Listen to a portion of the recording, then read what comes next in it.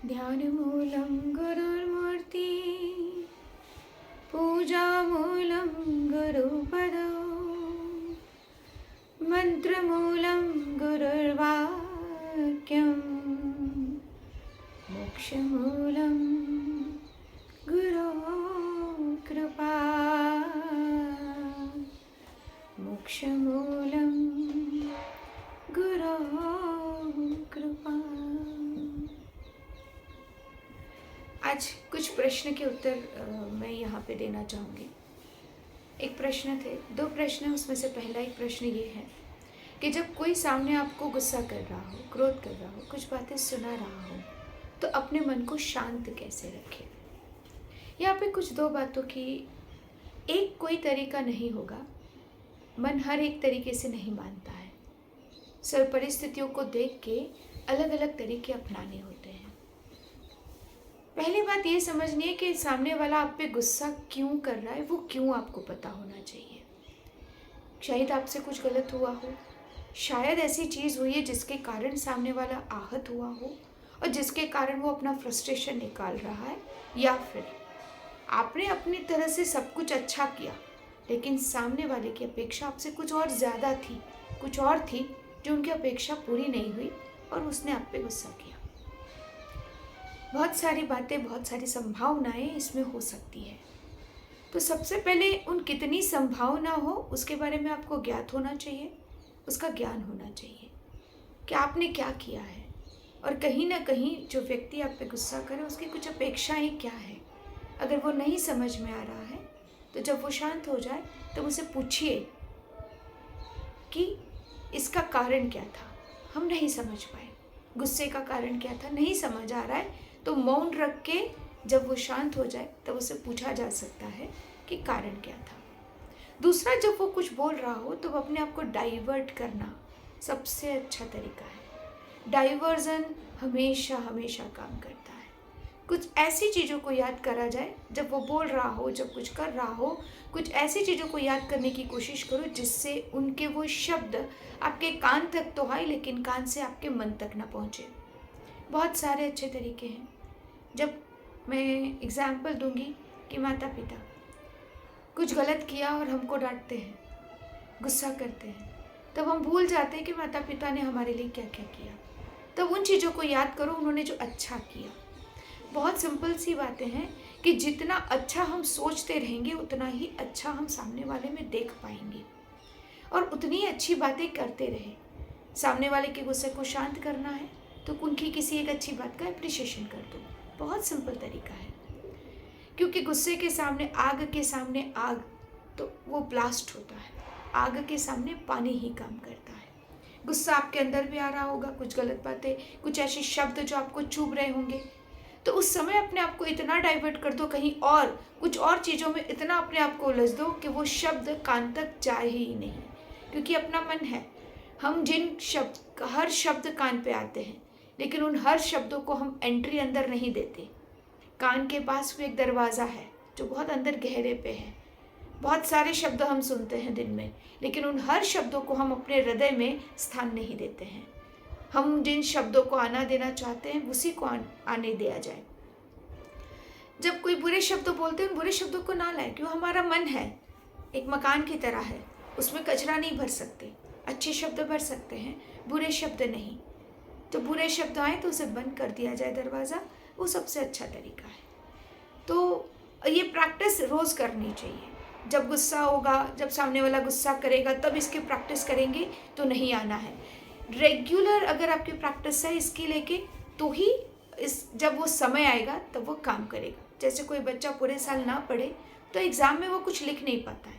ऐसे है, अगर इस परिस्थिति में हमें अपने आप को हमेशा तैयार रखना है, हमेशा सिर्फ अच्छी बातों को सोचना है, अच्छी बातों के ऊपर ध्यान देना है। किसी अच्छी बात दिख जाए तो तुरंत उसको अप्रिशिएट करना है, कोई बुरी चीज़ दिख जाए तो उसको इग्नोर करना है। अच्छाई और बुराई एक ही सिक्के की दो पहलू हैं।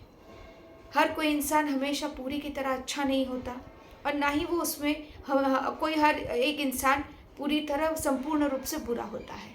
वो थोड़ा अच्छा थोड़ा बुरा है, हम भी थोड़े अच्छे हैं थोड़े बुरे हैं। तो जब परिस्थिति आती है देखने की, तो हम सिर्फ अच्छाइयों की तरफ ध्यान दें, जो भी उनमें अच्छा हो और होगा ही, और उसको अप्रिशिएट करें। जितने भी क्रिमिनल पैदा हुए हैं उन सबके बचपन में उनकी अच्छाइयों को अप्रिशिएट न करते उनकी हर छोटी गलतियों पे उनको बहुत ज़्यादा डांटा गया होगा या सुनाया गया होगा, और यही कारण है कि उनके अंदर की बुराइयां और बढ़ती चली गई। Appreciation is an invitation card. जितनी अच्छाइयों का एप्रिशिएशन आप करते रहोगे उतनी अच्छाइयाँ बढ़ती रहेगी। आप जब दूसरों को, भगवान महावीर ने कहा गुणग्राह्य, गुणग्राहिता, ये एक गुण अपने को डेवलप करना है, एक प्रॉपर्टी हमें अंदर लानी है। तो हमें हर किसी में गुण देखना है, अच्छी चीज़ें देखनी है। हम किसी से शहर में जाते हैं तो वहाँ की अच्छी चीज़ें देखने जाते हैं, वहाँ के कोई डंप यार्ड या कचरा पेटियाँ देखने तो हम नहीं जाते। तो क्यों जब किसी इंसान से मिलते हैं तो हम उसमें कचरा ढूंढते हैं? क्यों हम उसमें अपनी उनकी अच्छाइयाँ नहीं देख पाते हैं? तो हम अपनी दृष्टि बदलें और हमेशा अच्छी और दृष्टि देखते रहें। तो जब ऐसी परिस्थितियाँ आएगी तब आप अपने मन को अच्छी बातों की ओर डाइवर्ट कर पाएंगे। तो वो जो बातें आ रही हैं जो गुस्से की है या गुस्से में बोली गई है, उस शब्द कुछ बहुत ज़्यादा तीखे होंगे, पर वो शब्द आपके कान तक आएंगे लेकिन कान से आपके हृदय तक नहीं जा पाएंगे। Regular practice makes the man perfect. Regular practice से आपको ये हैबिट हो जाएगी कि सिर्फ अच्छी बातें सोचना। बस जैसे अच्छे सोचते रहो, अच्छा सब होता रहेगा।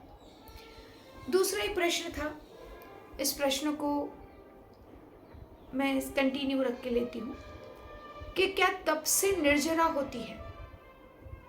तत्वार सूत्र में सूत्र है तप से निर्जरा च। तो क्या तप से निर्जरा होती है? सबसे पहले हमें को तप से निर्जरा होती है समझने के लिए पहले निर्जरा को समझना होगा। निर्जरा कैसे होती है? निर्जरा का अर्थ क्या होता है? निर्जरा का बहुत सामान्य अर्थ ये है कि जब आपके संग्रहित कर्म छूट जाते हैं, दूर हो जाते हैं। जैसे कोई दीवार पे मिट्टी लगी हो, गीली थी तब लग गई, अब सूख गई तो वहाँ दीवार से अलग हो गई, उसी को कहेंगे निर्जरा। निर्जरा आप चाहो न चाहो प्रतिपल होती रहती है। अपना आयुष्य प्रतिपल निर्जरित हो रहा है, अपना बहुत सारे कर्म निर्जरित हो रहे हैं, जिसको हम भोग लेते हैं वो भी अपने से दूर हो जाते हैं। तो किस बात की यहाँ पे निर्जरा की बात कर रही है और कौन से कर्मों की निर्जरा संभव है? तब कौन से कर्मों की निर्जरा कर सकता है? तो मैं यहाँ पर बहुत स्पष्टता से कहना चाहूँगी, अघाती कर्म की निर्जरा पुरुषार्थ से नहीं की जा सकती। सिर्फ पुरुषार्थ होता है 14वें गुणस्थानक में जब शैलेशीकरण होते हैं, तब अघाती कर्म अगर उनकी स्थिति आयुष्य कर्म से ज़्यादा होती है तब वो केवली वो शैलेशीकरण में उन स्थितियों को उदरणा में लाके उसका क्षय करते हैं, निर्जरा करते हैं। पर ये बहुत ऊंची कक्षा है, मैं सामान्य मनुष्य की बात करूँगी। जब हम बातें करते हैं तो कहीं ना कहीं हम अपने आप शास्त्रों में जो बातें लिखी हैं, जो महावीर की या आदिनाथ की मनोगत या केवलियों की मनोगत दशा, उनकी परिस्थितियाँ हम सामान्य मनुष्य को काम नहीं आने वाली है। हम सामान्य मनुष्य हैं। मैं सिंपल से शब्दों में कहती हूँ, हम ईश्वर नहीं है, हम इंसान हैं। तो हम ईश्वरीय पथ पे चलने, ईश्वर बनने के रास्ते पे चले हैं, लेकिन अभी हम ईश्वर नहीं है, हम इंसान है। तो हमें इंसानों की तरह ही बिहेव करना चाहिए और इंसानी पुरुषार्थ को ही देखना चाहिए। तो जो हमारा पुरुषार्थ है वो केवल घाती कर्म का है। स्पेशली मोह सबसे ज़्यादा परेशान है, हम लोग परेशान हैं, मोह और अज्ञान। तो जो निर्जरा होती है वो मोह और अज्ञान की होती है। अब जिस तप की आप बात कर रहे हैं वो तप, मैंने 24 घंटे खाना नहीं खाया। मेरा आपसे प्रश्न है, जिन्होंने मुझे ये प्रश्न किया है, क्या सिर्फ खाना न खाने से मोहनीय कर्म की कौन सी प्रकृति क्षय हो गई, या ज्ञानावर्णीय कर्म की कौन सी प्रकृति क्षय हो गई, दर्शनावर्णीय की कौन सी प्रकृति क्षय हुई और अंतराय की कौन सी प्रकृति क्षय हुई? उसका कोई जानकारी कहीं शास्त्र में उल्लेख नहीं है।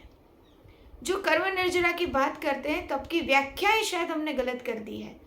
तप से निर्जरा तो होती है, लेकिन जिस तप की मान्यताओं में ये परंपरा मानता है उस तप से निर्जरा नहीं होगी। मैं ये नहीं कहती नहीं होगी, हो भी सकती है। व्यक्तिगत साधक किस तरह से उस तप को आराधता है उस तरह से निर्जरा होगी। मैंने उपवास न भी किया हो, लेकिन मैंने मेरे क्रोध को खत्म करने के लिए अवेयरनेस की साधना की। हमेशा अवेयर रहती हूँ, हमेशा अवेयर रह के ये सोचती हूँ कि हर आत्मा में मुझे परमात्मा देखना है, सामने वाला क्या कर रहा है, मुझे अपने शुभ भावों को स्थिर रखना है। मैं अपने क्रोध और कषायों पर विजय प्राप्त करने के लिए निरंतर पुरुषार्थ करती हूँ, लेकिन मैंने उपवास नहीं किया है, तो क्या मेरी कर्म की निर्जरा नहीं होगी? केवल उपवास, एकाशना, एम्बिल तपस्या करने से निर्जरा होगी? ये मान्यताएं जो परंपरा ने फैलाई है, इसी के कारण धर्म करप्ट होता चला गया। हम सिर्फ उपवास करके ये भ्रम में जीते चले गए कि हमारी तो कर्मों की निर्जरा हो गई। देखा ही नहीं कि अंदर क्रोध बढ़ता चला गया, हमारे अंदर अभिमान बढ़ता चला गया। आज 14 से मैंने तो उपवास कर लिया, बाकी किसी ने तो कुछ खाया है, ये तो खुला खा रहे हैं। इनके प्रति निकृष्टता के भाव और मैं उत्कृष्ट हूँ, ये भाव कहीं ना कहीं यही तो मोह है। और इस मोह के कारण क्या उस एम्बिल में, उस उपवास में कर्म बंद हुआ या कर्म निर्जरा हुई? मेरा प्रश्न आप लोगों से है। कर्म निर्जरा तप से होती है, लेकिन उस तप की व्याख्याएं क्या है? वो व्याख्याओं में हमने सिर्फ आहार की बातें की, लेकिन हमारा मन, हमारा सिर्फ पेट, जो आहार की बातें वो शरीर के लिए है। लेकिन जो 5 इंद्रियों का साधन से मन और आत्मा आहार करती है, उन आहार की कहीं बात ही नहीं है। मोह का आहार करते हैं, राग का आहार करते हैं, द्वेष का आहार करते हैं, वस्तु विषय की आसक्तियों के आहार करते हैं, इच्छाओं का आहार करता है मन। उस पे जो काम किया जाता है, वहां जो तप होता है, उससे निर्जरा जरूर होगी। मैं ये नहीं कहती कि उपवास से निर्जरा नहीं होगी, लेकिन उपवास किस भाव से किया जा रहा है? उपवास के अंदर भाव क्या था? क्या जागरूकता थी? 24 घंटे क्या उस खाना न खाने के बाद क्या इंसान आत्म जागृति में रहा? अगर आत्म जागृति है तो निर्जरा है, आत्म जागृति नहीं है तो निर्जरा नहीं है। तप से निर्जरा तो होती है, मैं शास्त्र की इस बात को नकार तो नहीं सकती, लेकिन एक बात मैं जरूर कहूंगी, जिस तप की व्याख्या परंपरा करती है, उस तप से निर्जरा नहीं होगी। निर्जरा एक व्यक्तिगत क्रिया है, समष्टिगत सिद्धांत नहीं है। इंडिविजुअली कौन व्यक्ति किस तरह से साधना करता है, उस तरह से उसे निर्जरा होगी। उसका कोई समष्टिगत मापदंड नहीं है कि एक उपवास कर लिया तो इतने इतने कर्म टूट जाएंगे, एक एम्बिल कर लिया तो इतने इतने कर्म टूट जाएंगे। इसका कोई हिसाब किताब कहीं लिखा हुआ नहीं है। व्यक्ति किस भाव से करता है, the intensity of the emotion and intention, वो आपकी निर्जरा करते हैं। तो निर्जरा तप से तो होती है, लेकिन किस तप से और तप किस प्रकार का है, ये आपको और मुझे देखना है। भावों की शुद्धता और जागरूकता पे जितना जोर दिया जाएगा, उतने ही निर्जरा ज़्यादा होगी। बस मैं यहीं पे अपने शब्दों को विराम देती हूँ। उपसर्गा क्षयं यान्ति छिद्यन्ते विघ्नवल्लय मनः प्रसन्नतामेति उच्यमाने जिनेश्वरे सर्वमङ्गलमाङ्गल्यं सर्वकल्याणकारणं प्रधानं सर्वधर्माणां। जय